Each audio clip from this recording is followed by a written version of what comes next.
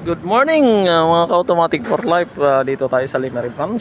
So ngayon ito yung ating nakuha po dito po sa yan, putik po yan. Ganito po itsura ng mga binahang sasakyan. Ito po mga binahang sasakyan po ito. Hinila po ito dito kahapon sa atin. Ito yung mga pinsala ng bagyong Christine. So mga binaha po ito. Ayan, meron pa doon. Marami po ito sila mga binaha. Ayan. So total restoration po ang gagawin natin dito. Ito itong kapal ng putik dito. Ayan, pati yan, oh. Ayan, oh. Radiator, lahat. Ang kakapal ng putik. Ilalim, oh. Yan yung mga nakuha dito sa sasakyan na to. Ito sa ibabaw. Ayan. Dalawang Suzuki Swift na mga modelo. At meron po tayong ayan, Toyota Vios modelo rin. 2020, pawang 2020 model. So, ayan. Total restoration po ang gagawin. Ito po ang mga pinsala po na dulot ng Christine, bagyong Christine.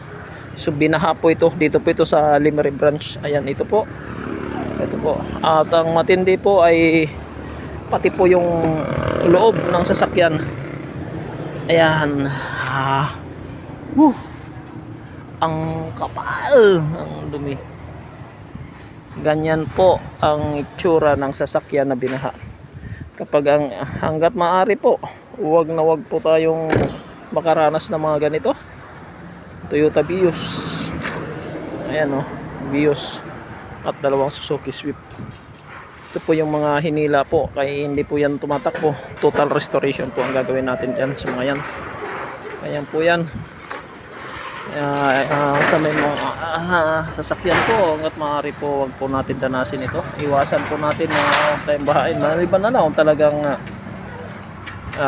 hindi inasahan o naipit tayo bigla sa malakas na buhos ng ilog o kaya nakaparada gabi, bumuhos ang tubig, so wala na tayong magagawa doon. So ayan, abangan po ninyo ang pagtakbo ng mga sakyan ito. Global Pinoy Automatic Transmission Specialist.